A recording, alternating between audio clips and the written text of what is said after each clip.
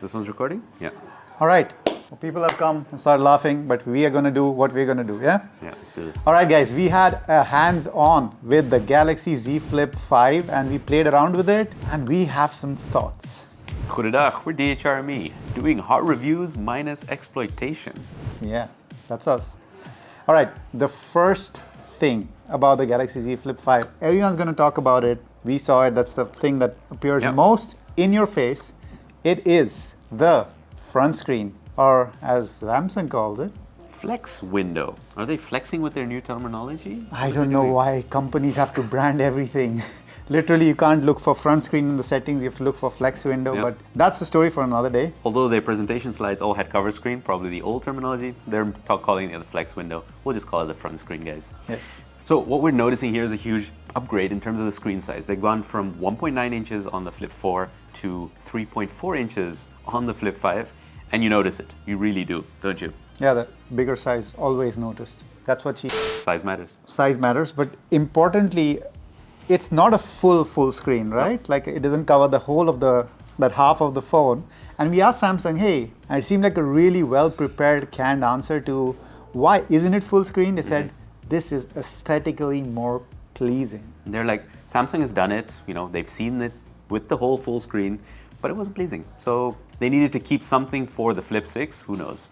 But what you do notice is that there's a interesting indent in that cover flex window display thingy. Yeah. And what it reminded us very much of is the dynamic island from the iPhone. Because what it can be used for is if you've started a timer or if you've started playing music, it'll show that information down in that indent. Kind of useful, but not sure why they don't have a fancy name for that. Maybe they should call it the pill. Wait, no, that one's already taken. Let's stop with that. What else can you do with the front flex screen mode thing? Yeah.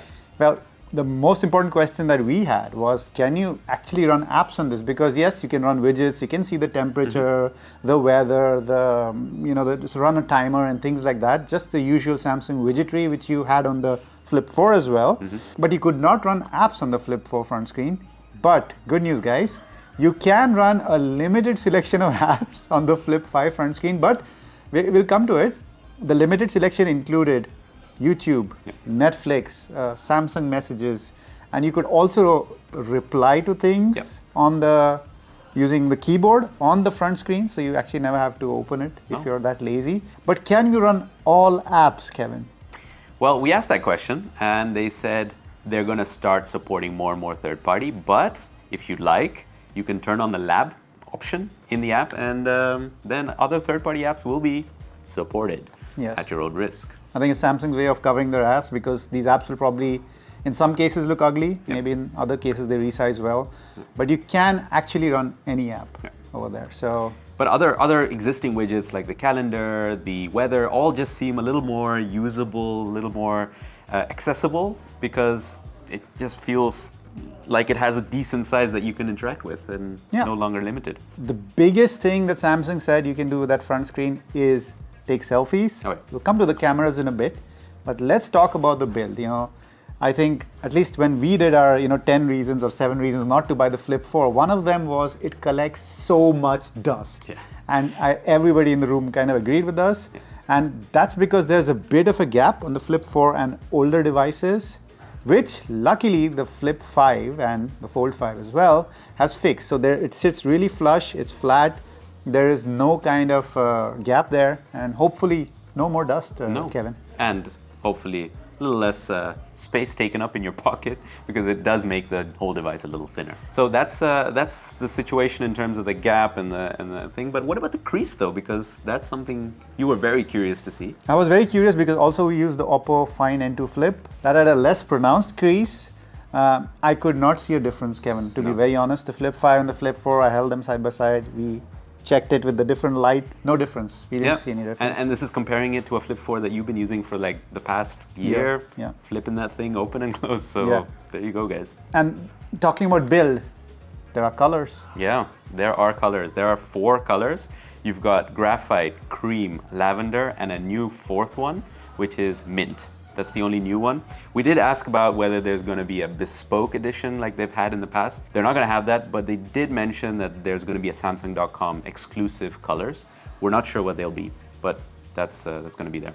Yeah. But what do you think about the colors? In person, they were really very meh. You know, I'm not somebody who likes bright colors, but we don't like bright colors in general. But that pastel shade thingy is too pastel-y for our taste. It almost, like the cream color in my hand, and I don't know if it was the lighting in the room, it just felt like almost a dirty white. Yeah.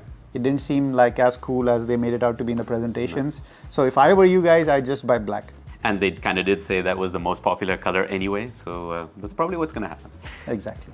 So the cameras on the Flip 5 have gotten a slight upgrade, and they talked a big game about the selfie, and you need the best camera for the best selfie, and I thought that was the case with the Flip 4 as well, but they have upgraded one of the sensors. It lets in more light, and you can zoom in up to 10x on the front camera. I'm not quite sure why anybody wants to see your pores in that amount of detail, but hey, now you can show off your pores. Hashtag porography. Comment that down below. Get spammed or get blocked rather. So we did try to take some selfies, and we did, you know, you can see the B-roll here of us acting stupid in an event, but we were told that the software running on those devices was pre-production software, so there's actually, it makes no sense to compare it, and yeah, we also couldn't actually transfer it over. Yeah. But at the end of the day, that's probably not what's going to launch, so. Yeah. We're getting our samples soon, so we're going to be putting up all kinds of samples, so stay tuned. And then we can talk about the storage, because the only interesting part is that the 128 GB is gone. Yeah. There's no more. It's only 256 and 512 with the same old 8 GB of RAM. Another interesting fact about the Flip 5 is that although the battery capacity is the same, you get about 1 hour more of battery life. That's what Samsung says anyway. But it may not be 1 hour. You'll still get a little bit more battery life due to the components being a bit more efficient, I guess. Yeah, the newer processor, Snapdragon 8 Gen 2. But maybe I'm thinking opposite to that. The cover screen is actually bigger, so it could actually consume more juice. But yes. Hey guys, real testing is only is the only thing that's going to tell. So. Stay subscribed. Pricing, that's the final point. So there's been an interesting move by Samsung here. Not sure what'll happen in the future, but what they're saying right now, the Flip 5 is $40 more than the Flip 4. It's 40 euros. Yeah, 40 euros specifically. Not sure what it'll be in dollars, and not sure what'll happen to the Flip 4 in terms of pricing down the road. But looks like the difference is so small for what you're getting in terms of that flatter crease, or no crease rather, plus that bigger cover screen, front screen, flex screen, whatever, flex window. And what do we think? Should you buy the Flip 5?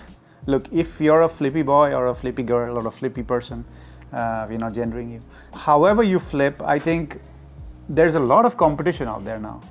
Now, this is not a full review, this is an impressions video, but my first impression is if you want a Samsung flip phone, I think the Flip 5 is a no-brainer at all. I think even if you have a Flip 4, there is kind of a case to be made to upgrade to the Flip 5, because you get just so much more functionality on the front screen. Now, whether it is as good as the Motorola, as the Oppo, you know, that's the story for another day. Exactly. And I think at the end of the day, like Rowan said, you're getting it for the flip factor, right? For the ability to fold and be compact. It's going to be compact for sure, whether you get the Flip 4 or the 5. The 5 will have that bigger cover screen. That's what it's about actually at the end of the day. That's the biggest upgrade, guys.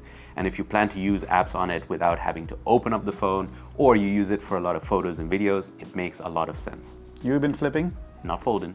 And we've been DHRME. Namaste. Namaste. Cool.